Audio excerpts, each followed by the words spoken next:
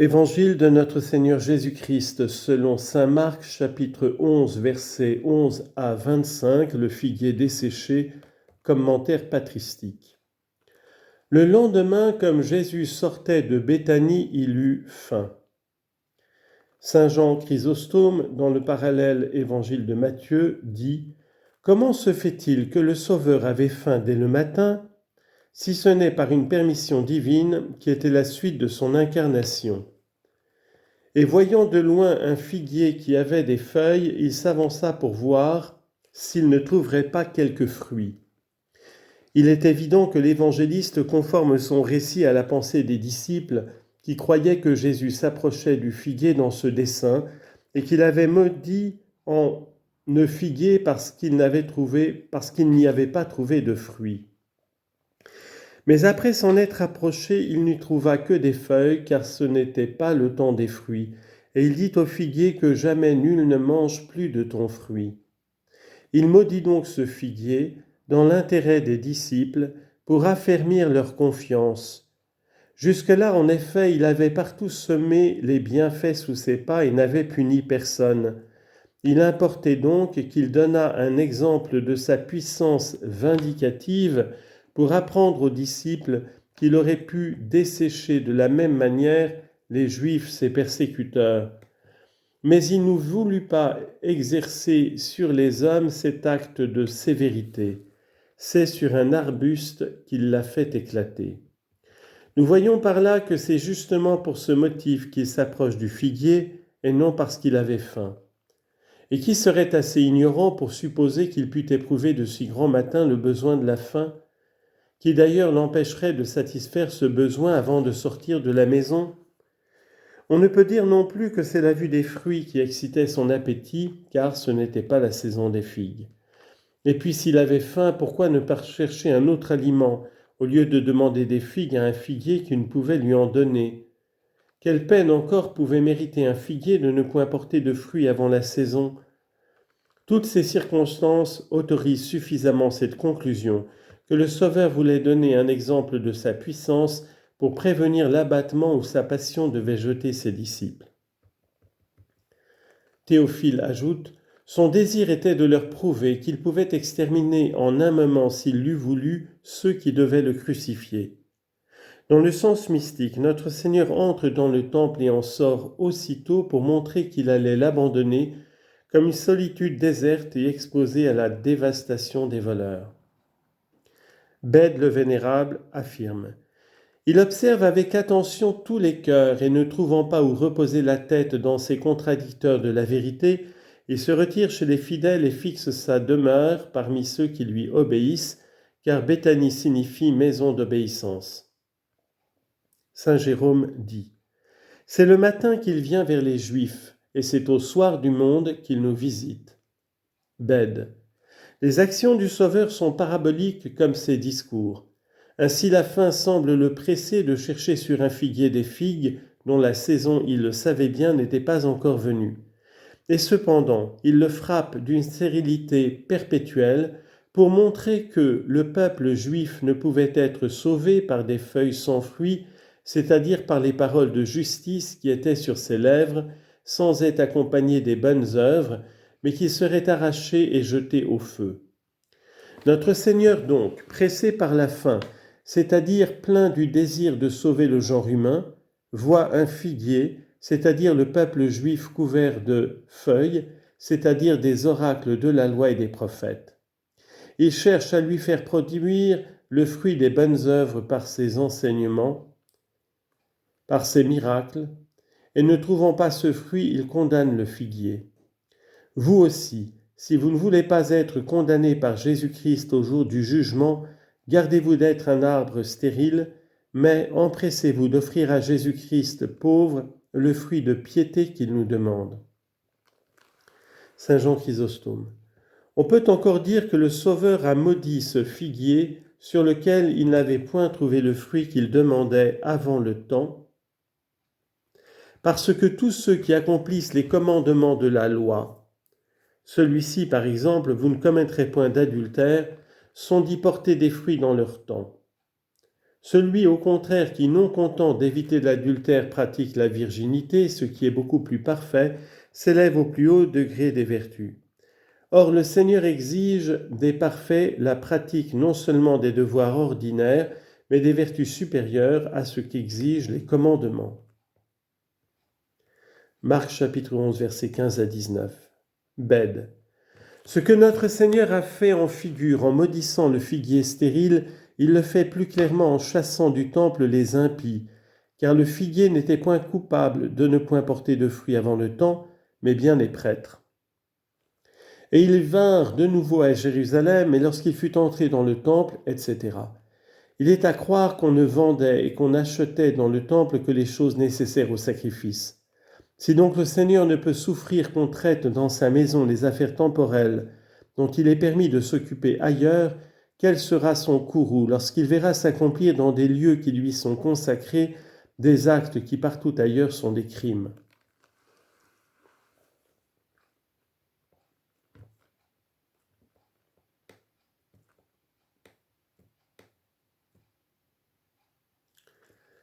Je mets les commentaires qui suivent sur les vendeurs chassés du temple.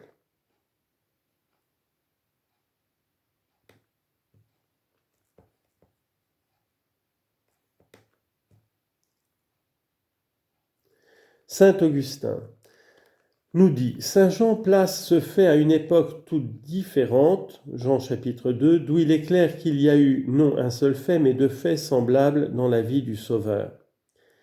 Jean raconte le premier dans l'ordre chronologique et les trois autres le dernier.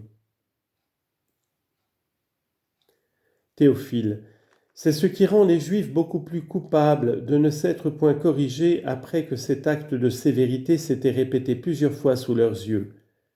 Saint Augustin dit, Saint Marc lui-même ne suit pas le même ordre que Saint Matthieu, mais comme Saint Matthieu établit cette liaison dans son récit, et les ayant quittés, il sortit de la ville et s'en alla à Béthanie, et que c'est le lendemain matin, en revenant à Jérusalem, que Jésus maudit le figuier, il est vraisemblable que cet évangéliste a suivi plus exactement l'ordre chronologique sur le fait des vendeurs et des acheteurs chassés du temple.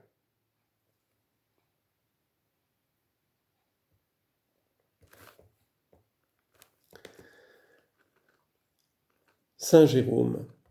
Le Sauveur laisse après lui les ténèbres dans les cœurs des Juifs, et comme le soleil, il abandonne cette ville pour aller en éclairer une autre plus soumise et plus obéissante. C'est le sens de ces paroles, le soir étant venu, etc. Mais le soleil se couche et il se lève. La lumière qui est enlevée aux scribes brille sur les apôtres. Jésus revient donc dans la ville. Et le lendemain matin, en passant, ils virent le figuier desséché jusqu'à la racine. Théophile. Ce qui rend ce miracle plus frappant, c'est qu'un arbre si vert et si plein de sève fut entièrement desséché.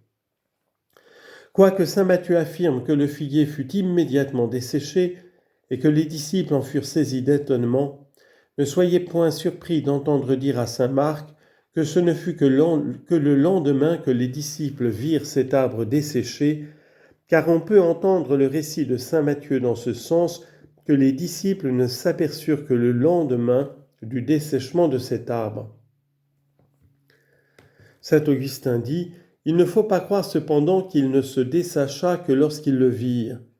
La malédiction du Sauveur produisit aussitôt son effet, car les disciples ne le virent pas se desséchant, mais entièrement desséché, et ils comprirent que c'était la parole du Seigneur qui l'avait immédiatement frappé de stérilité. Saint Jérôme affirme, ce figuier desséché jusque dans ses racines, c'est la synagogue à partir de Caïn, et de tous les autres à qui on redemande le sang d'Abel et de tous les justes jusqu'à Zacharie. Matthieu chapitre 23, verset 35. Bède affirme, le figuier fut desséché jusque dans ses racines pour montrer que cette nation impie ne serait pas dévastée en partie et pour un temps par les excursions des étrangers, qu'elle serait ensuite délivrée par son repentir comme par le passé, mais qu'elle serait frappée d'une éternelle damnation. Ou bien encore, cet arbre fut desséché jusque dans ses racines pour apprendre à cette nation qu'elle serait privée, non seulement à l'extérieur de tout secours humain, mais à l'intérieur de toute faveur divine. Saint Jérôme ajoute: Pierre reconnaît cette racine desséchée et arrachée de terre à laquelle succède l'olivier choisi de Dieu, et aussi remarquable par sa beauté que par sa fécondité. Et Pierre, se ressouvenant de la parole du Christ, lui dit: Maître, voyez comme le figuier que vous avez maudit est devenu sec. Saint Jean Chrysostome. Cet étonnement de Pierre et des autres disciples prouve que leur foi n'était pas encore parfaite, car ce n'était point là pour Dieu un bien grand miracle. Ils ne connaissaient pas encore toute l'étendue de sa puissance, et leur ignorance les jette dans l'admiration. Aussi Jésus leur répond: Ayez foi en Dieu. Je vous dis en vérité que quiconque dira à cette montagne: ôte-toi de là et jette-toi dans la mer, et cela sans hésiter dans son cœur, il le verra en effet arriver. C'est-à-dire qu'il pourra non seulement dessécher un arbre, mais transporter une montagne par la puissance de sa parole et de son commandement. Théophile affirme: Admirez ici la miséricorde de Dieu qui nous communique, lorsque nous approchons de lui par la foi, le pouvoir de faire des miracles qu'il tient de sa nature, pouvoir qui va jusqu'à transporter les montagnes. Bède affirme: Les païens qui ont pris plaisir à calomnier l'Église en leurs écrits ont reproché aux nôtres l'imperfection de leur foi en Dieu, puisqu'ils n'ont jamais pu, disent-ils, transporter des montagnes. Nous leur répondrons que tous les miracles qui se sont accomplis dans l'Église ne nous ont pas été conservés par écrit, comme l'Écriture l'atteste des faits de la vie de notre Seigneur Jésus-Christ. Si ce miracle avait été nécessaire, il aurait bien pu se produire comme du temps de saint Grégoire de Néo-Césarée, qui obtint de Dieu par ses prières qu'une montagne lui laissa autant de place qu'il lui fallait pour la construction d'une église. Saint Jean Chrysostome dit: Ou bien dans un autre sens, le Sauveur n'a point desséché le figuier pour lui-même, mais comme signe de la stérilité dont il allait frapper Jérusalem, et tout à la fois de sa puissance. Or, c'est dans le même sens que l'on doit entendre la promesse qui a pour objet le déplacement d'une montagne, bien qu'un prodige de ce genre ne soit pas impossible à la puissance de Dieu. Saint Jérôme affirme: Jésus-Christ, qui est cette pierre détachée de la montagne sans la main d'aucun homme, et qui devient elle-même une grande montagne, est arraché et jeté dans la mer lorsque les apôtres tiennent aux Juifs ce langage justement mérité, citation, « Nous allons vers les gentils parce que vous vous jugez vous-même indignes de la parole de Dieu. » Bède ajoute: Cette montagne peut être aussi la figure du démon à cause de son orgueil. Or cette montagne est arrachée de terre et jetée dans la mer à la parole de ceux qui sont forts dans la foi, lorsque les saints docteurs, prêchant la parole de Dieu, l'esprit immonde est chassé du cœur de ceux qui sont prédestinés à la vie éternelle. Il lui est alors permis d'exercer la violence de sa tyrannie dans les cœurs des infidèles, remplis de troubles et d'amertume, et il déchaîne contre eux avec une fureur égale à la douleur qu'il éprouve de n'avoir pu tourmenter et perdre les premiers. C'est pourquoi je vous le dis, tout ce que vous demanderez dans la prière, croyez que vous l'obtiendrez. Théophile affirme: Celui qui croit par un motif d'amour élève certainement son cœur à Dieu et s'unit à lui, et son cœur embrasé d'amour lui donne l'assurance que sa puissance est exaucée.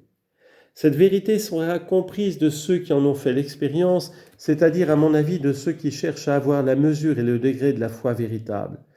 C'est pour cela que le Sauveur déclare que vous recevrez tout ce que vous demanderez avec foi, car celui qui croit que sa vie tout entière est soumise aux dispositions providentielles de Dieu, verse en sa présence ses larmes et ses supplications, tient comme embrasser ses pieds dans la prière, et ne peut manquer d'obtenir ce qu'il demande. Voulez-vous un autre moyen d'obtenir infailliblement ce que vous demandez? Pardonnez à votre frère les fautes qu'il aura commises contre vous. Et lorsque vous vous présenterez pour prier, si vous avez quelque chose contre quelqu'un, pardonnez-lui. Saint Jérôme affirme: Saint Marc, selon sa coutume, abrège les 7 demandes de l'oraison dominicale et les comprend toutes en une seule. Or, que reste-t-il à demander à celui qui a obtenu la rémission de ses péchés, si ce n'est la persévérance dans la grâce obtenue? Bède ajoute: Parmi ceux qui prient, il faut distinguer soigneusement ceux qui ont cette foi parfaite qui opère par la charité. Galates chapitre 5 verset 6. Une seule prière, une seule parole sortie de leur bouche peut transporter des montagnes spirituelles comme saint Paul le fit pour le magicien Élymas.